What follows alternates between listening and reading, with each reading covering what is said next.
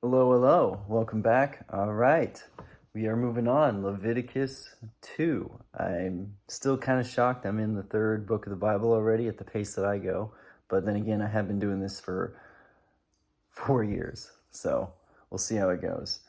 I apologize for any distractions. I had to make a few changes. The little one is currently eating next to me, so I'll be feeding her.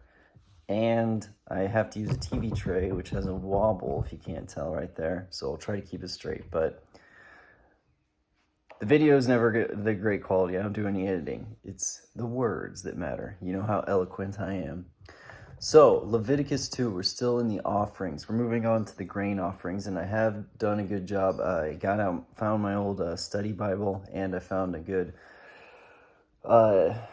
online commentary. Well, an okay online commentary. I still think probably the best commentaries are the ones you're going to have to buy, unfortunately. It seems ridiculous to me. But anyway, we're going to start off with Leviticus 2, the grain offering. When anyone brings a grain offering to the Lord, their offering is to be of the finest flour. They are to pour olive oil on it, put incense on it, and take it to Aaron's sons, the priests. The priest shall take a handful of the flour and oil, together with all the incense, and pour this as a memorial portion on the altar, a food offering, an aroma pleasing to the Lord. The rest of the grain offering belongs to Aaron and his sons. It is a most holy part of the food offering presented to the Lord.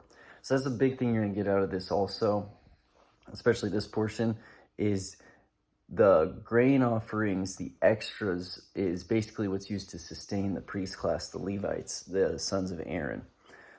So they make the offering, they take what's extra, and that's their food. Because remember, they're not allowed to make money. They're not allowed to own land. They rely on this stuff to sustain themselves. Now let's turn towards the commentary.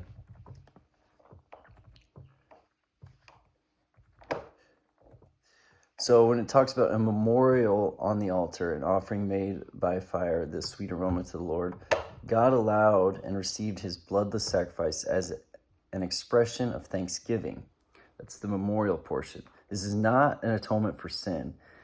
In an agrarian society, farming society, this was a fitting symbol of thanks for God's faithful provisions. So you think about it, God is providing you with this food. I mean, you're growing, you plant it, but as what's that, right? What's that one song, Rain is a Good Thing, that country song? At the very beginning of the music video for that, I know there's a bunch of farmers talking around. They talk about how they all have to just rely on God for the rain. The food that you grow, you put in the work, but in reality, it all comes from God. He's the one who provides the rain. He's the one who really makes sure that it grows and grows well. So this is a Thanksgiving offering because you know that he provided this for you. All right, so then we're going to move on to the different types of grain offerings. If you bring a grain offering baked in an oven, it is to consist of the finest flour, either thick loaves made without yeast, so yeast represents sin, and with olive oil mixed in, or thin loaves made without yeast and brushed with olive oil. If your grain offering is prepared on a griddle, it is to be made of the finest flour mixed with oil and without yeast. Crumble it and pour oil on it. It is a grain offering. If your grain, you can make the bread actually and make that your grain offering. I bet the priests, the Aaron's sons, appreciate that one because then they didn't even have to cook it. If your grain offering is cooked in a pan, it is to be made of the finest flour again, and some olive oil. Bring the grain offering made of these things to the Lord. Present it to the priest, who shall take it to the altar. He shall take out the memorial portion from the grain offering and burn it on the altar as a food offering, an aroma pleasing to the Lord. The rest of the grain offering belongs to Aaron and his sons. It is a most holy part of the food offering presented to the Lord. Okay. So, as we learned, a grain offering could be also brought in the form of flour already cooked. They even went through all the different ways to cook it on a griddle, in the pan. No matter what its form, the grain offering had to be prepared at the home. So you can just think about, these Jewish women carefully preparing, because this is just like the tabernacle that we talked about earlier in Exodus. When you really believe in the Lord, okay, when you really believe in something, you put your whole heart into it. Think about the fact that you're making this knowing it's just going to be thrown on a fire. Are you going to take your time? Really? Are you going to give your finest flour, your best effort, all this stuff? Or are you just going to be like, whatever, it's an offering? But these people, especially at this time when it's written, they're still seeing the pillar of fire. They're still seeing, Moses' white face. They're still seeing all these things that shows them the power of the Lord. So they're definitely still in the way that it's supposed to be operating, in that they are putting their whole self into what they're doing. Here, I like what this blue, this is the David Goltz, I think that's how you say it, version of the Blue Letter Bible commentary. It says right here, this expression, talking about the women who prepare the offering, this expression of devotion to God began at home, and if offered with the right heart, it was a sweet aroma. So you see what I just was talking about, the right heart. God knows your heart. He knows the women who are putting their full effort and faith and prayer into this offering that they're going to give to the Lord. And it's a thanksgiving offering. Again, do you give it with bitterness? Are you like, I just harvested all this stuff. First I plant it, then I harvest it, and then we got to prepare it, and now we're throwing it on fire for what? Lord? He doesn't even eat food.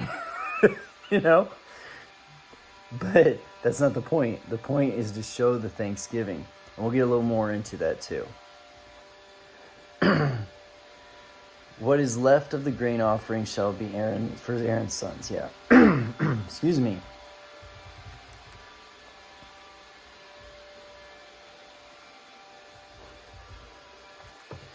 Okay, moving on.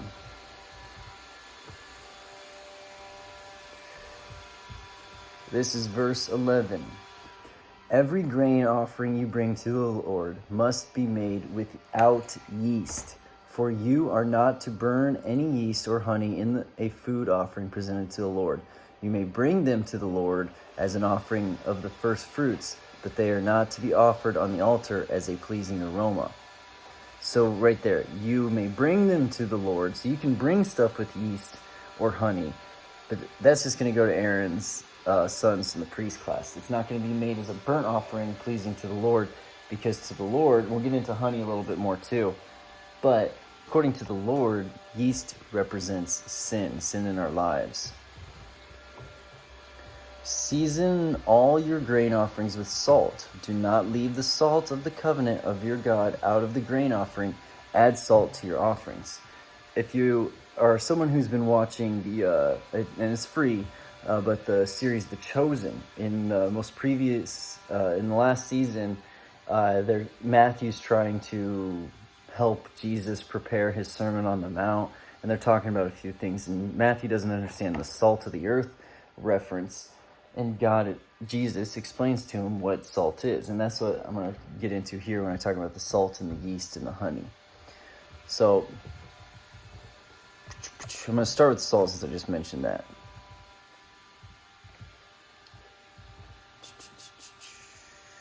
I'm going to roll down. All right. A covenant of salt had specific characteristics. A pure covenant, salt stays pure as a chemical compound. It's a preservative.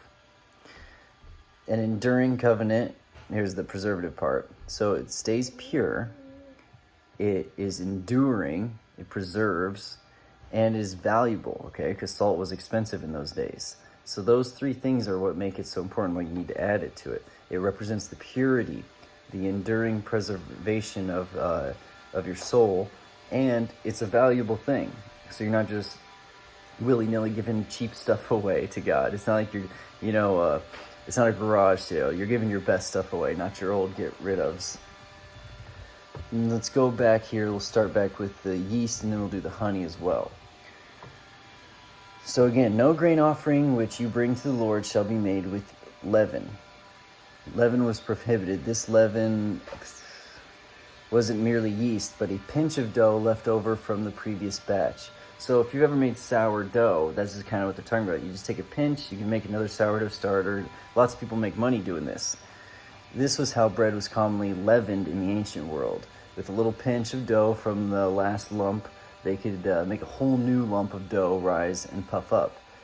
So the work of leaven was considered an illustration of the work of sin and pride. That's cool. The presence of a little can corrupt a large amount. I like that. I always knew yeast represented sin, but I didn't really understand the reference right. That's pretty interesting. Sometimes the Jew used the word leaven much as we would use the term original sin. So from that little bit of dough that you pinch off, and you leaven the next batch, and you can make more dough out of it. Think sourdough starters.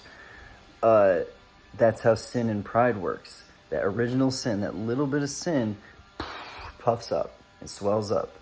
That's why God doesn't want any of it. You can't have any of it in his sacrifices. Again, it's representational, but it makes a lot of sense. It's kind of like a gateway drug sort of thing. That first toke or that first smoke leads to so much more. That first premarital sex. No one has premarital sex one time. If you're having premarital sex, you're going to probably have it again. Very few people are like, oh, I had premarital sex once. And then I was like, nah, I gotta wait.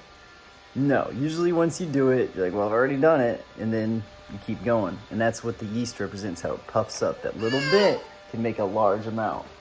Hey, sweetie. You're not into the carrots, are you? All right. You're dropping too much. That's the problem. Now, honey. Honey was not allowed because it was a favorite sacrifice of the pagan deities. I did know that. God did not want to be worshipped after the custom of the pagans. God's really trying to separate his people from the way the pagans practice in every way. It's like honey. What's the big deal with honey? It's the promised land is the land of milk and honey. Honey is seen as a sweet, great thing. But that is how pagans did their sacrifices. So God did not want to have anything to do with the pagan worship. He didn't. And I know this is a hot topic thing. Fine. We have a Christmas tree in our house every year. We do paganistic things. But it really makes you wonder, God didn't want any pagan stuff, even if it was innocent, associated with his worship. And I think that's the important thing, though. It's his worship. They were not forbidden from eating honey, from using honey. They're forbidden from worshiping with honey the way other religions worship. And I know a lot of people look at the Christmas tree. I can't remember the exact verse, but it's basically in the Bible, there's a verse where it talks about do not bring the trees in and decorate them as the pagans do. Well, what the pagans were doing at that time, what they're talking about, is they would take trees in and they would worship the tree. They'd decorate and worship it like a false idol. If you're worshiping your Christmas tree, then yeah, you're doing it like the pagans, and that's wrong, for sure. If you're, making honey part of your sacrifice, then yeah, that's wrong. If you're making pagan ritualistic worship part of your worship, that's wrong. If you're doing things that are paganistic, but it's not in a heart of worship, as we already read, God knows your heart, then it's not really a big deal, in my opinion. Because God knows your heart. He knows if you just have a Christmas tree because it's a fun arts and crafts thing to do with your kids, to put up decorations. He also knows if you're making the Christmas tree almost an idol in your house. Okay? You know your heart. God knows your heart. You need to make sure that you're doing it in the right heart, if you're doing it at all.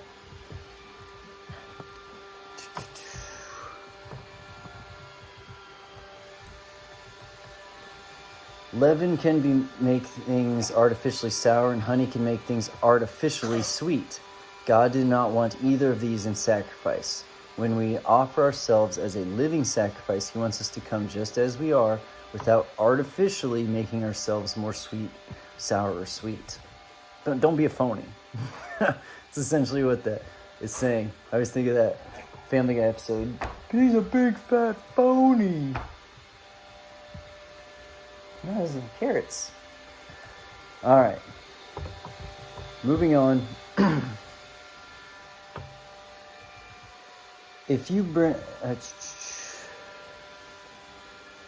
bring a grain offering of first fruits to the Lord, offer crushed heads of new grain roasted in the fire. Put oil and incense on it. It is a grain offering. The priest shall burn the memorial thanksgiving portion of the crushed grain and oil together with all the incense as food offering presented to the Lord. Now again, remember this is a thanksgiving offering.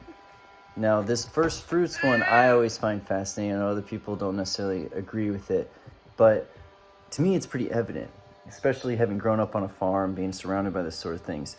You don't know that your heifer is going to produce another cow or a calf.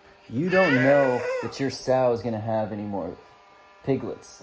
You don't know that you're going to have more sheep or any of that sort. All right, I got to go get her another cracker. Just hold on a second.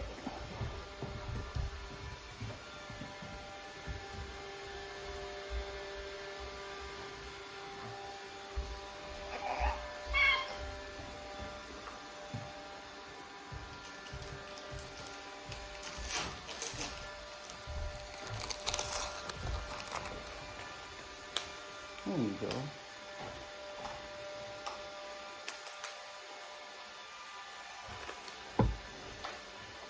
Sorry about that. So, as we just learned, the first fruits. This is the firstborn, the first harvest, the first fruits. You don't know that you're going to get more. This is what makes it so difficult for people to do this. This is why it's so important to do it, because it shows faith. First of all, is the thanksgiving offering. You're thankful for those first fruits, for that first harvest, for that first calf. But you also trust and have faith that the Lord will continue to provide more for you. Okay, and this is the big thing with Cain and Abel. Cain showed that he didn't have trust or faith because he didn't give his best. He didn't give his first fruits. Abel is the one who gave his first fruits, the best of his crop. You understand, or the best of his, he was a herdsman, I believe. So, as for the offering of the first fruits were to be offered, but not as grain offerings. They were never to be burned on the altar, but offered with a different procedure.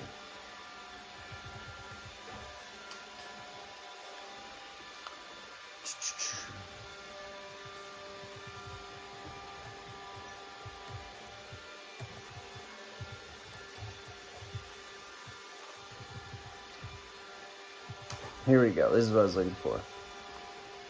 In Leviticus, God told Israel to not bring first fruit offerings in the same manner as grain offerings. Here he tells them how to bring the first fruit.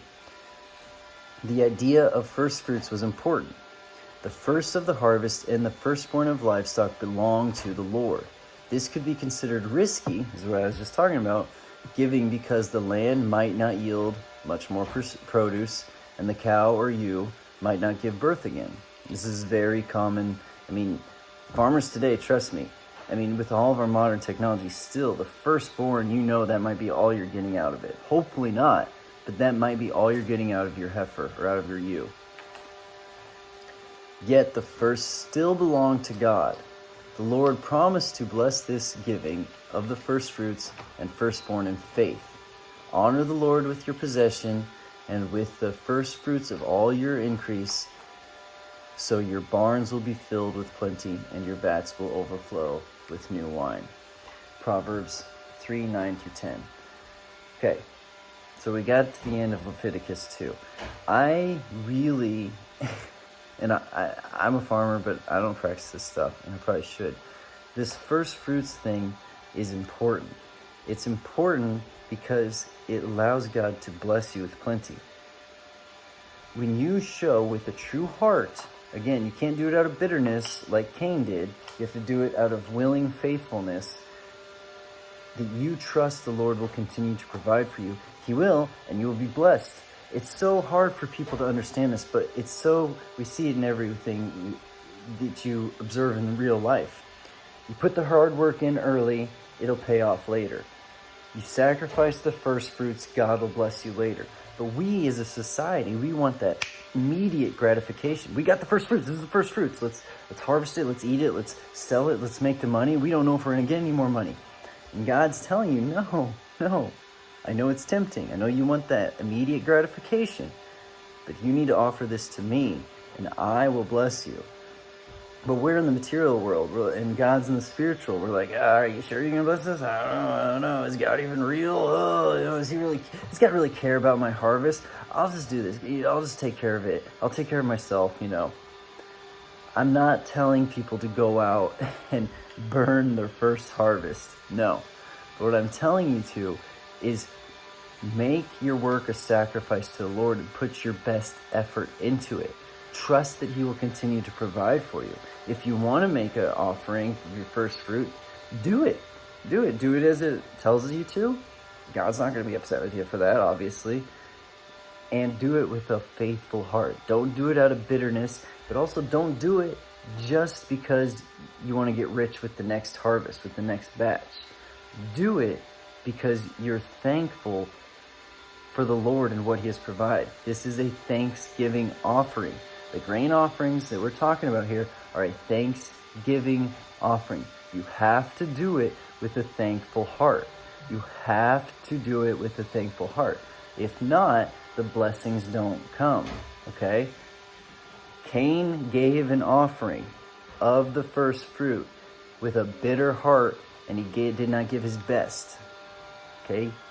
When you do stuff for the Lord, you have to do it with the right heart, and you have to give your best. We talked about the Jewish women preparing the bread for the priests, for the sacrifice, and putting their whole heart and all their love and effort into it. And then they let the priests eat some of it and they burn the rest.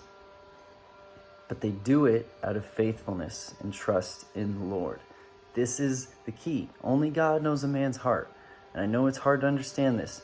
And some people may never conquer it. But if you're going to do something for the Lord, you cannot do it out of bitterness and expect the rewards that the Bible talks about. You have to do it out of faithful trust, okay? Don't do it for the reward. Don't do it out of fear of the punishment. Don't do it with bitterness or resentment. Do it out of true faith. Otherwise, don't do it, because it's pretty much pointless. All right. Hope everyone enjoyed this. We're moving right through Leviticus. Sorry, I have all kinds of distractions around me. Someday when the children get older and my wife is not pregnant and sleeping so much, maybe I can take more time with these videos. But please, if nothing else, let these videos inspire you to read your Bible. Read the whole thing. Read it from front to back. There's boring parts, I know, but if you take your time and study them, they can still teach you things and still be very, very interesting. Also, cross-reference it with other history. That's a lot of fun to do too. Anyway, everyone have a good afternoon, evening, or good night. God bless.